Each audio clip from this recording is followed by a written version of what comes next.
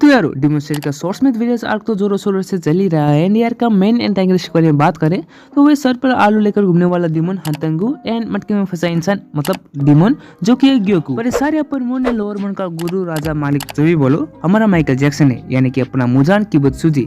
In entire enemy of demon slayer Muzan is the strongest demon and ये सबसे ऊपर के लेवल में रैंक करता है। मुजान का पावर लेवल के बारे में बात करें तो मुजान की हीलिंग एबिलिटी को मैं सबसे ज्यादा तारीफ करता हूँ, क्योंकि मुजान का हीलिंग एबिलिटी अपर मून से काफी ज्यादा फास्ट एंड क्विक है। अगर आकाजा को अपने हैंड को रिजनरेट करने के लिए 1 सेकंड लगता है तो मुजान को शायद 0.01 सेकंड। मुजान का पावर जैसे कि उसका blood demon art, speed, reflexes, ये सारी चीज तो अच्छा है, पर जो 5 कैरेक्टर मैं तुम लोगों को बताने वाला हूँ वो मुजान को लो डिफ में रह सकता है, यानी कि सीधा साधा बोले तो एक चुटकी में। तो गुरु बिना टाइम वेस्ट करे मैं वो उन कैरेक्टर के बारे में बात करने वाला हूँ। तो नंबर 5 पर जो कैरेक्टर आता है वो है हमारा नारुतो। अब तुम सभी लोगों को पता है कि नारुतो किस मिट्टी से बना है। नारुतो के पास ऐसा पावर एंड एबिलिटी है जो सेलुलर लेवल पर हम कर सकता है। पर अब तुम लोग बोलोगे कि वो एबिलिटी से कुछ खास नहीं होगा क्योंकि मुजान तो रिजनरेट कर सकता है। पर देखो नारुतो के पास एक ऐसा एबिलिटी है जो मुजान का रिजनरेटिव एबिलिटी को नहीं पर मुजान को ही मिटा सकता है, और वो एबिलिटी है ट्रुथ सीकिंग ऑर्ब। जब नारुतो अपने सेज ऑफ 6 पाथ मोड में होता है तब नारुतो के पास एक ब्लैक कलर का स्पेयर बॉल आता है, और स्पेयर बॉल का पावर ये होता है कि किसी भी चीज को मिटा सकता है, इवन सोल को भी। तो अब तुम लोग सोचो कि जब मुजान और नारुतो का फाइट होगा तो मुजान का हालत क्या होगा। एंड में मैंने नारुतो का फुल पावर के बारे में बात भी नहीं किया है, जैसे कि उसका bread mode, sage mode, साकुरा नेजो transformation, कुरामा साकुरा क्लोक, ऐसा बहुत सारा पावर है जो मुजान को इजीली डिफीट कर सकता है। तो यार मुजान तो नारुतो का अच्छे बुरे तरीके से पिटेगा। एंड नंबर 4 पर एक और कैरेक्टर है जो मुजान को गंदी तरीके से पेल सकता है, और वो बंदा है हमारा जुजुत्सु काइसेन के one of the most powerful sorcerer Gojo Satoru. देखो भाई ये बंदे के सामने मुजान कुछ भी नहीं है। मैं तुम्हें ये बात लिख के देता हूँ, गोजो के पास ऐसे एबिलिटी है जो तुमने इमेजिन भी नहीं किया होगा, और उन्हीं आउट ऑफ द ब्लू वाले एबिलिटी में से एक एबिलिटी है लिमिटलेस। अब मैं तुम लोग को एकदम क्विक एंड आसान भाषा में समझाता हूँ कि लिमिटलेस एबिलिटी क्या है और ये एबिलिटी कितना पावरफुल है। तो देखो सिंपली लिमिटलेस एक ऐसा एबिलिटी है जहाँ पर एक अटैक गोजो को कभी नहीं लगता है।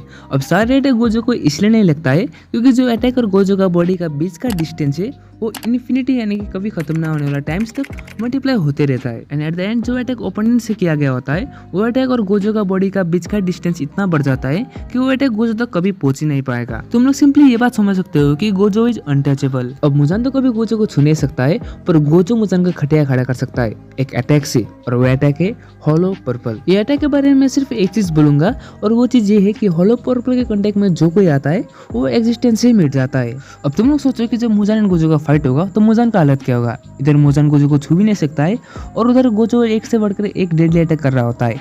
ये बैटल का अंजाम सिर्फ यही होगा कि मुजान लिटरली हार जाएगा। तो गुरु गोजो तो मुजान को नचा नचा के मारेगा। एंड नंबर 3 पे एक और कैरेक्टर है जो मुजान को नचा नचा के बसंती नो डांस कर देगा। गजब बेइज्जती है। मजा को साइड में रखते हैं एंड अब आते हैं हमारा नंबर 3 कैरेक्टर पर, जो मुजान को अपने औकात क्या है और वो किस लेवल पर है वो दिखा सकता है। और वो कैरेक्टर और कोई नहीं पर हमारा वन पंच मैन से है तकलेया, मतलब साइतामा। एंड शायद मुझे लगता है कि मुझे साइतामा का पावर लेवल के बारे में उतना ज़्यादा एक्सप्लेन करने का कोई ज़रूरत नहीं है, क्योंकि जहाँ से मुजान का पावर लेवल खत्म होता है वहाँ से साइतामा का पावर लेवल शुरू होता है।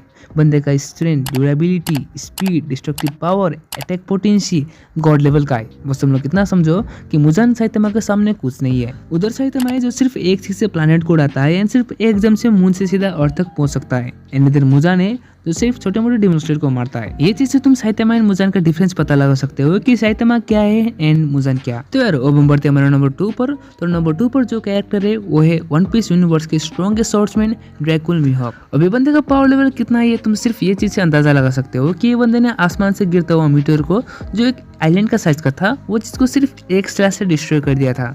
ये बंदे का स्वॉर्ड्समैनशिप इतना पावरफुल है कि ये बंदे इंटायर एनिमी के मोस्ट स्ट्रॉन्गेस्ट स्वॉर्ड्समैन की लिस्ट में टॉप पर आता है। एंड पावर के मामले में जैसा कि स्पीड, स्ट्रेंथ, अटैक पोटेंशियल जैसी चीज के बारे में बात करें तो ये मुजान को डिफीट करने के लिए इनफ है। एंड मेरे को बारे में तुम लोग एक और बात बता दो तो ये वही बंदा है जिसने जोरो को सिर्फ एक बटर काटने वाला नाइफ से पेला था।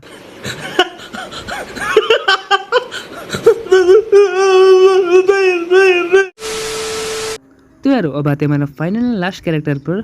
तो नंबर 1 पर जो मुजान किबुत्सुजी को चुटकी में रह सकता है, और वो बंदा और कोई नहीं है पर हमारा डिमन स्लेयर से, और वो शख्स और कोई नहीं पर हमारा founder of breathing style Yoriichi है। अब जिन लोगों ने मांगा को रीड किया है उन लोगों को अच्छे तरीके से पता है कि योरिची ने माइकल जैक्सन को किस तरीके से नचाया था। योरिची ने मुजान को इस तरीके से पेला था कि मुजान लिटरली होल सेनगो के एरा के अंदर योरिची से छुप के बैठ रहा था एंड वेट कर रहा था कि योरिची कब मरेगा एंड मैं बाहर आऊं। योरिची कितना पावरफुल है तुम्हें तब पता चला जब एक पॉइंट ऑफ टाइम पर लिटरली योरिची ने मुजान को मार दिया था। मुजान सिर्फ इसलिए बच पाया था क्योंकि योरिची ने मुजान का 1800 बॉडी पार्ट्स में से सिर्फ 1500 बॉडी पार्ट्स को काटने में कामयाब हो गया था जब मुजान सरप्राइजिंगली अपने बॉडी को एक्सप्लोर करके भागने की कोशिश कर रहा था। एंड अगर हम मुजान वर्सेस योरिची का बैटल को थोड़ा अच्छे से देखें तो वो बैटल पर मुजान को पहली बार अपने आंखों के सामने मौत दिखाई दिया था। लिटरली मुजान अपने आप को योरिची के अटैक से हील भी नहीं कर पा रहा था।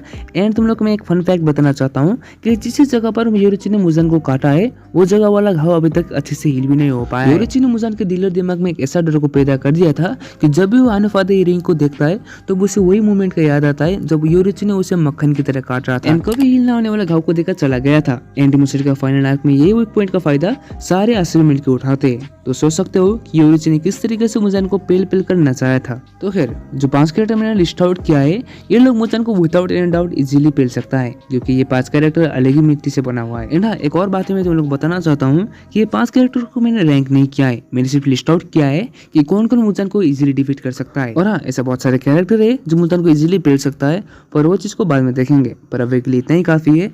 एंड अगर तुम्हारे पास भी एक ऐसा कैरेक्टर का लिस्ट है जो मुजान को इजीली पेल सकता है तो कमेंट सेक्शन पर मुजान को नचाने के लिए पेल सकते हो। एंड तुम लोग को मैं एक रिक्वेस्ट करना चाहता हूँ कि जो लोग चैनल पर नए हैं वो सब्सक्राइब बटन को प्रेस करके घंटा वाला आइकन को भी ऑल पर दबाना मत भूलना क्योंकि नेक्स्ट वीडियो थोड़ा बहुत इंटरेस्टिंग होने वाला है। तो गुरु मिलते हैं नेक्स्ट वीडियो पर। Till then bye bye and thanks for watching.